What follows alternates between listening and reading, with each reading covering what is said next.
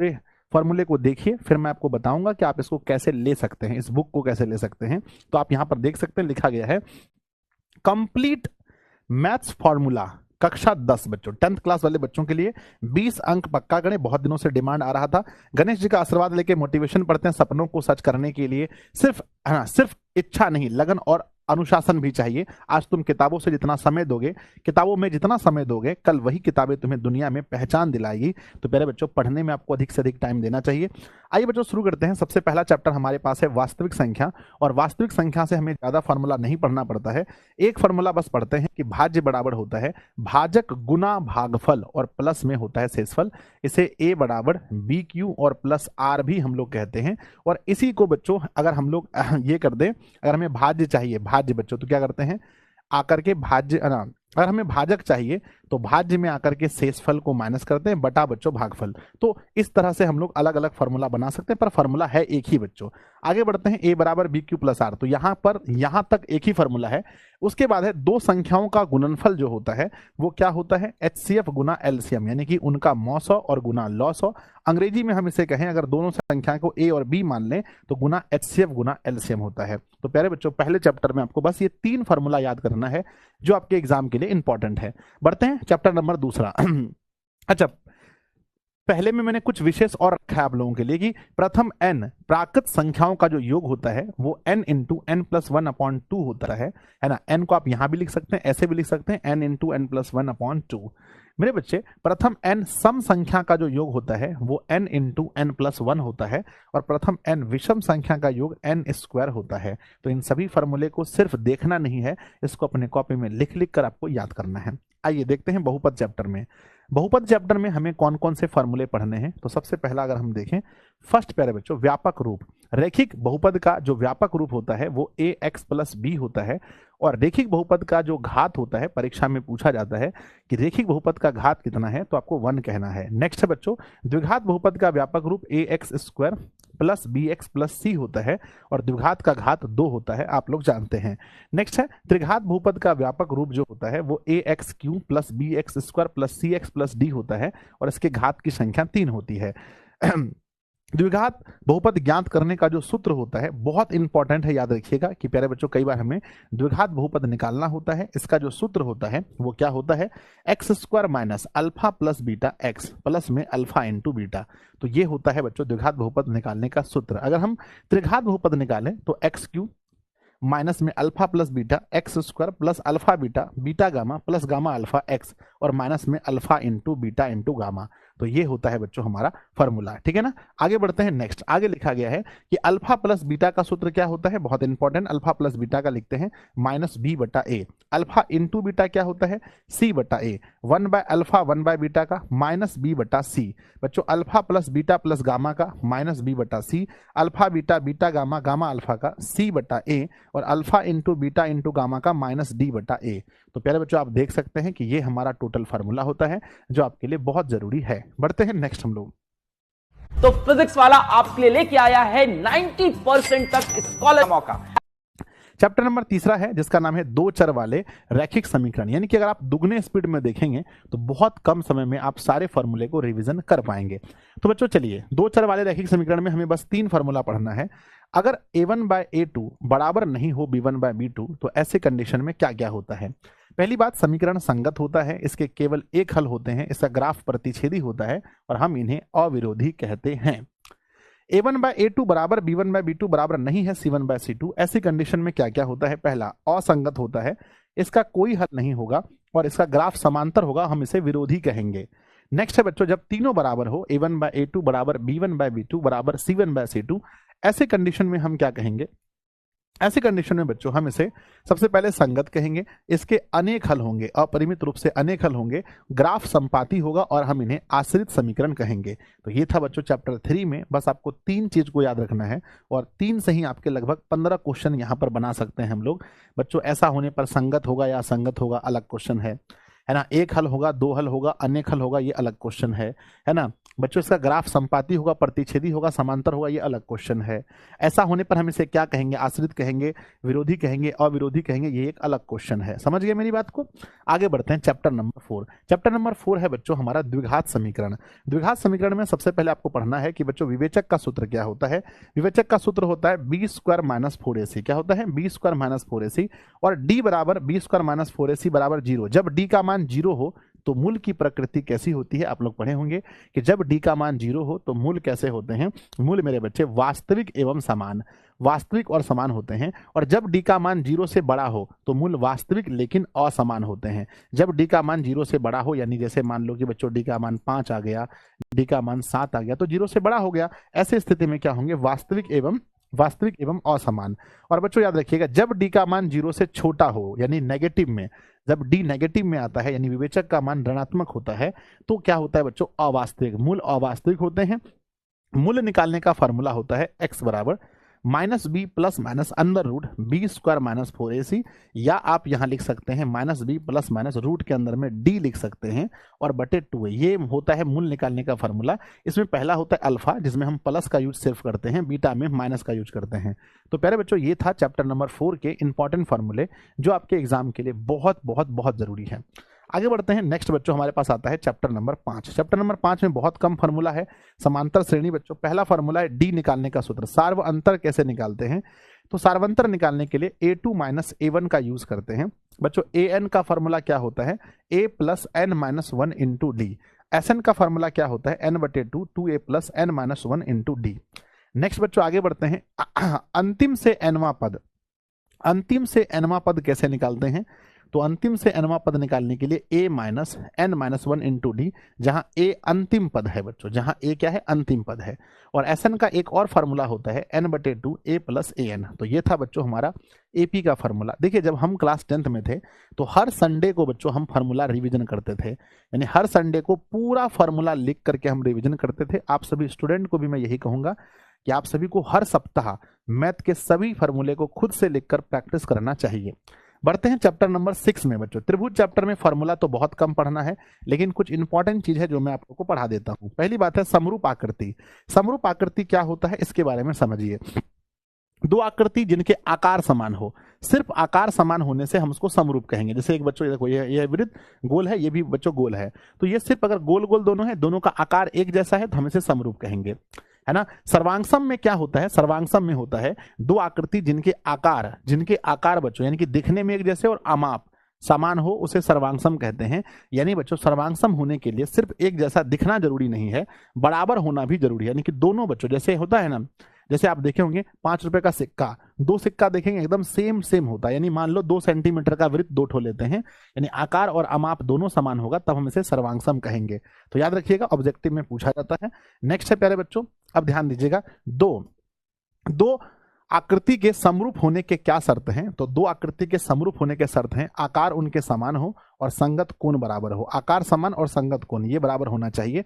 बच्चों दो समान कोणिक त्रिभुज समरूप होते हैं, ऐसा किसने कहा था, यानी दो समान कोण वाले त्रिभुज समरूप होते हैं, ऐसा कहने वाले थेल्स साहब थे। आगे बढ़ते हैं। समकोण त्रिभुज में कर्ण का वर्ग शेष दो भुजाओं के वर्ग के योग के बराबर होता है। इसे क्या कहते हैं, इसे कौन सा प्रमेय कहते हैं, इसे पाइथागोरस प्रमेय कहते हैं, याद रखिएगा। आगे बच्चों देखते हैं भुजा के आधार पर त्रिभुज के प्रकार। अगर हम भुजा के माप के आधार पर देखें या भुजा के आधार पर कहें त्रिभुज के प्रकार, तो एक होता है समबाहु त्रिभुज, जिसमें तीनों भुजा बराबर होते हैं, है ना। जिस त्रिभुज के तीनों भुजा बराबर हो उसे समबाहु कहते हैं। और इसकी एक बात और खास है कि इसका प्रत्येक कोण 60 का होता है। नेक्स्ट है समद्विबाहु त्रिभुज। जिस त्रिभुज के दो भुजा आपस में बराबर हो हम उन्हें समद्विबाहु त्रिभुज कहते हैं। नेक्स्ट है प्यारे बच्चों विषम बाहु त्रिभुज। जिस त्रिभुज में कोई भी भुजा एक दूसरे से बराबर ना हो, सबका मान अलग अलग हो। जैसे मान लो कि मेरे बच्चे एक 3 है, एक 2 है, एक 5 है, कोई बराबर ही नहीं है, तो हम इसे क्या बोलेंगे, विषम बाहु त्रिभुज। आगे बढ़ते हैं प्यारे बच्चों, नेक्स्ट आपको पढ़ना है कोण के आधार पर। किसके आधार पर, कोण के आधार पर त्रिभुज के प्रकार। तो सबसे पहला त्रिभुज होता है न्यून कोण त्रिभुज। न्यून कोण त्रिभुज में क्या होता है, जिस त्रिभुज का प्रत्येक कोण 90 से कम हो हम उसे न्यून कोण कहेंगे। समकोण, जिस त्रिभुज का जिस त्रिभुज का एक कोण 90 हो, मेरे बच्चे एग्जाम में क्वेश्चन पूछा जाता है कि जिस त्रिभुज का एक कोण 90 डिग्री हो उसे क्या बोलते हैं, उसे समकोण कहते हैं। और अधिकोण त्रिभुज में क्या होता है, जिस त्रिभुज का एक कोण 90 से अधिक हो हम उसे अधिकोण कहते हैं। मैं जानता हूं बच्चों ये फॉर्मूला नहीं है, ये कॉन्सेप्ट है, लेकिन आपके लिए जरूरी है इस चैप्टर में। आगे बढ़ते हैं बच्चों, नेक्स्ट क्या है, समबाहु त्रिभुज का क्षेत्रफल आपको पढ़ना है, जो होता है √3/4 गुना भुजा स्क्वायर। नेक्स्ट है समद्विबाहु त्रिभुज का a/4 और रूट के अंदर 4b² - a²। और विषमबाहु त्रिभुज का क्षेत्रफल निकालने के लिए हम लोग हीरोन का सूत्र का प्रयोग करते हैं, s × s - a s - b s - c, ठीक है ना। तो यहां हमारा कंप्लीट होता है। त्रिभुज चैप्टर में भी बहुत फार्मूला पूछा जाता है। आइए बच्चों देखते हैं हम लोग इसके साथ में कॉन्सेप्ट भी बताऊंगा आपको कि जो बच्चों क्षैतिज रेखा होता है हम उन्हें एक्स अक्ष कहते हैं, और जो उदर्ग रेखा होती है, क्षैतिज मतलब ऐसी रेखा को एक्स अक्ष कहेंगे और उदर्ग को वाई अक्ष कहेंगे, है ना, वाई अक्ष कहते हैं। अब बच्चों जानते हैं हम लोग मूल बिंदु के विषय में। मूल बिंदु क्या होता है तो ध्यान दीजिएगा, कहते हैं जिस बिंदु पर क्षैतिज रेखा एवं उदर्ग रेखा दोनों प्रतिच्छेद करती है हम उसे मूल बिंदु कहते हैं। मूल बिंदु के निर्देशांक 0 0 होता है, परीक्षा में पूछा जाता है। तो बच्चों क्षैतिज रेखा को क्या कहते हैं ये भी पूछा जाता है, उदर्ग रेखा को क्या कहते हैं ये भी पूछा जाता है, एक्स अक्ष और वाई अक्ष जहां एक दूसरे को प्रतिच्छेद करते हैं उसे भी क्या कहते हैं ये भी पूछा जाता है, मूल बिंदु का निर्देशांक क्या है ये भी पूछा जाता है। आगे है मेरे बच्चे, किसी बिंदु के निर्देशांक में 2 मान होते हैं, एक्स और वाई होता है, जिसमें पहला मान को हम एक्स को भुज या एक्स निर्देशांक कहते हैं, वाई को हम लोग कोटि या वाई निर्देशांक कहते हैं, है ना। किसी बिंदु की वाई अक्ष से दूरी उस बिंदु की क्या कहलाएगी बच्चों, याद रखना कि वाई अक्ष से अगर दूरी जब भी नापेंगे तो उसका भुज कहलाएगा या एक्स निर्देशांक। उल्टा होता है, वाई से नापेंगे तो एक्स कहलाएगा और एक्स से नापेंगे तो किसी बिंदु की एक्स अक्ष से दूरी उस बिंदु का कोटि या वाई निर्देशांक कहलाता है। एक्स अक्ष पर स्थित किसी बिंदु का निर्देशांक x, 0 होगा। एक्स अक्ष पर है तो वहां x का मान होगा लेकिन y 0 होगा, लेकिन y अक्ष पर स्थित किसी बिंदु का निर्देशांक जब होगा तो 0, y होगा, है ना, क्या होगा 0, y होगा। इतना आपको याद रखना है, ठीक है ना। आगे बढ़ते हैं बच्चों, नेक्स्ट क्या है हमारा दूरी सूत्र, बहुत इंपॉर्टेंट है दूरी सूत्र। रूट के अंदर x2 - x1 का होल स्क्वायर, y2 - y1 का होल स्क्वायर। मूल बिंदु से दूरी निकालने का सूत्र होता है रूट के अंदर x² + y²। नेक्स्ट है बच्चों, मध्य बिंदु का निर्देशांक निकालने का होता है x1 + x2/2 y1 + y2/2। मेरे बच्चे त्रिभुज के केंद्रक का फॉर्मूला होता है x1 + x2 + x3/3 और y1 + y2/y3, है ना, sorry y1 + y2 + y3/3। Next है बच्चों, विभाजन सूत्र का फॉर्मूला होता है m1 x2 + m2 x1/m1/m2, sorry m1 + m2 m1 y2 + m2 y1/m1 + m2 हो गया। नेक्स्ट है बच्चों, है ना, त्रिभुज का क्षेत्रफल। त्रिभुज का क्षेत्रफल निकालने का सूत्र होता है 1/2 x1, यहाँ होता है 23, यहाँ होता है 31, यहाँ होता है 12। इसको शॉर्टकट में बोलते हैं 23, 31, 12, ठीक है ना। तो ये हो गया बच्चों पूरा का कंप्लीट हमारा निर्देशांक ज्यामिति का। अब बढ़ते हैं हम लोग त्रिकोणमिति की ओर। त्रिकोणमिति में बहुत इंपॉर्टेंट फॉर्मूला पढ़ने हैं जो कि परीक्षा के लिए बहुत इंपॉर्टेंट है। त्रिकोणमिति में सबसे पहला फॉर्मूला पढ़ना है बच्चों क्या पढ़ना है कि h बराबर होता है रूट के अंदर p² + b²। जब हम p निकालेंगे तो देखो h बड़ी भुजा होता है तो h में प्लस होगा, बाकी सब में माइनस। p बराबर होता है h² - b² और b बराबर h में घटेगा p, ठीक है ना। तो ये फॉर्मूला होता है, अब आपको पता है कि साइन थीटा बराबर होता है p/h, कॉस थीटा बराबर b/h, टेन थीटा बराबर p/b, कॉसेक सॉरी यहाँ से पढ़ते हैं कॉट थीटा बराबर b/p, सेक थीटा बराबर h/b, कॉसेक थीटा बराबर h/p। हमने सीधा लिखा है साइन का जस्ट उल्टा, कॉस का जस्ट उल्टा और टेन का जस्ट उल्टा, तो जस्ट उल्टा हमने उस पर लिखा है। हम उम्मीद करते हैं आपको बहुत आसानी लगी पढ़ने में। नेक्स्ट है मेरे बच्चे, टाइप 2 में पढ़ना है हमें कि साइन थीटा को कॉसेक थीटा से जब गुना करते हैं तो क्या प्राप्त होता है। साइन को जब हम कॉसेक से गुना करेंगे बच्चों तो हमें प्राप्त होगा 1, क्या प्राप्त होगा 1 प्राप्त होगा। तो हम लोग यहाँ लिखेंगे साइन थीटा बराबर 1/कॉसेक, कॉसेक थीटा बराबर 1/साइन, है ना। कॉस को जब सेक से गुना करेंगे तो 1 प्राप्त होता है, यानी कि यहाँ कॉस थीटा बराबर लिख सकते हैं 1/सेक थीटा और सेक थीटा बराबर 1/कॉस थीटा, ठीक है ना। सारे फॉर्मूले बच्चों, मैथ का पेपर तो ऐसे आप उलझ के रख दोगे तुरंत से अगर आप इसको याद कर लोगे तो। नेक्स्ट है बच्चों हमारा, नेक्स्ट टेन थीटा को जब हम कॉट थीटा से गुना करेंगे बच्चों तो 1 प्राप्त होगा। टेन थीटा बराबर 1/कॉट थीटा और कॉट थीटा बराबर 1/टेन थीटा। आप जानते हैं कि ना ऊपर साइन नीचे कॉस, तो बराबर क्या प्राप्त होगा टेन थीटा, यानी कि टेन थीटा बराबर होता है साइन थीटा बटे कॉस थीटा। आगे बढ़ते हैं, ऊपर कॉस है और नीचे साइन है तो कॉट थीटा प्राप्त होगा, तो बच्चों कह सकते हैं कॉट थीटा बराबर कॉस थीटा बटे साइन थीटा। अगर स्क्वायर में भी देखें तो सेम टू सेम होगा, साइन ऊपर कॉस नीचे। यहाँ पर बच्चों टेन स्क्वायर थीटा बराबर, ध्यान दीजिएगा क्या होता है 1 + टेन स्क्वायर थीटा, 1 प्लस ना बटे 1 + कॉट स्क्वायर थीटा, इसके बराबर में होता है टेन स्क्वायर थीटा। अगर मैं इसको उल्टा लिख दूं बच्चों, ऐसे लिख दूं कि 1 प्लस में कॉट स्क्वायर थीटा बटे 1 प्लस में टेन स्क्वायर थीटा, तो इसका आंसर कंप्लीट कमेंट बॉक्स में आपको लिखना है इसका आंसर क्या होगा। बढ़ते हैं बच्चों हम लोग अगले क्वेश्चन की ओर। नेक्स्ट हमारा टाइप नंबर 3 में है। टाइप नंबर 3 है बच्चों, ध्यान देना, है ना। साइन 90 डिग्री माइनस थीटा करने से क्या प्राप्त होता है, कॉस थीटा, और सेम बच्चों कॉस 90 डिग्री माइनस थीटा बराबर sine theta. Tan 90 degree minus theta बराबर cot theta, cot 90 degree minus theta बराबर टेन थीटा। कहते हैं सेक 90 डिग्री माइनस थीटा बराबर cosec theta, cosec 90 degree minus theta बराबर sec theta. इसमें से कोई एक क्वेश्चन हमेशा आपको परीक्षा में पूछा ही जाता है। बढ़ते हैं नेक्स्ट बच्चों, आगे लिखा है टाइप नंबर 4 में चलते हैं। 4 में लिखा है sine square theta plus cos square theta बराबर 1 होता है। ये आपको 12th क्लास तक आपका पीछा नहीं छोड़ेगा, कंपटीशन तक नहीं छोड़ेगा। फिर आगे बच्चों साइन थीटा है ना, साइन स्क्वायर थीटा बराबर होता है 1 माइनस कॉस स्क्वायर थीटा। फिर होता है साइन थीटा बराबर रूट के अंदर 1 माइनस कॉस स्क्वायर थीटा। आगे मेरे बच्चे बढ़ते हैं, कॉस स्क्वायर थीटा बराबर 1 माइनस साइन स्क्वायर थीटा, और कॉस थीटा बराबर रूट के अंदर 1 माइनस साइन स्क्वायर थीटा। ठीक है ना, हो गया। आगे बढ़ते हैं मेरे बच्चे, नेक्स्ट क्या लिखा है टाइप नंबर 5 में हम लोग देखते हैं। हाथ से गिरा बर्तन तो बोला टन, हाथ से गिरा बर्तन तो बोला टन, यानी sec square theta minus tan square theta बराबर 1। ठीक है ना, तो बच्चों याद रखना है, हाथ से गिरा बर्तन तो बोला टन, sec square theta minus tan square theta बराबर 1। आगे लिखते हैं बच्चों कि सेक स्क्वायर थीटा बराबर होता है 1 plus ten square theta, ten square theta बराबर होता है, ये बच्चों सेक है, जाके 1 माइनस हो जाता है, यानी कि सेक स्क्वायर थीटा माइनस 1।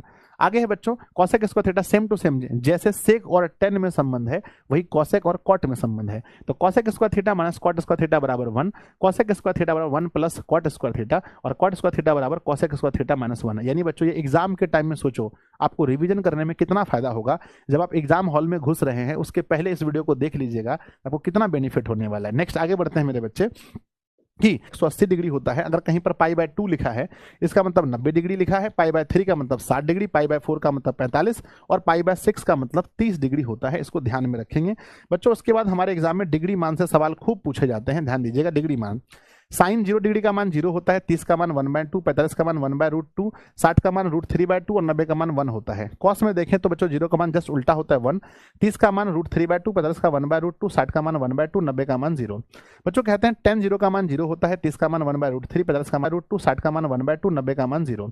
बच्चों कहते हैं tan 0 का मान 0 होता है, 30 का मान 1/√3, 50 का मान 1 होता है, 60 का मान √3 और 90 का मान अपरिभाषित। कॉट में 0 का मान अपरिभाषित, 30 का मान √3, 50 का मान 1 और 60 का मान 1/√3, 90 का मान 0। बच्चों सेक 0 का मान 1 होता है, 30 का मान 2/√3, 50 का मान √2 और 60 का मान 2, और बच्चों है ना 90 का मान अपरिभाषित होता है। कॉसेक 0 का मान अपरिभाषित, 30 का मान 2, 45 का √3 और 60 का 2/√3 और 90 का मान 1 होता है। तो डिग्री मान को अच्छे से याद जरूर रखिएगा क्योंकि एग्जाम के लिए मोस्ट इंपॉर्टेंट चीज है बच्चों। ध्यान से एक बार देख लीजिए, ये है हमारा पहला 3 और ये है दूसरा 3। ठीक है ना, आगे बढ़ते हैं नेक्स्ट।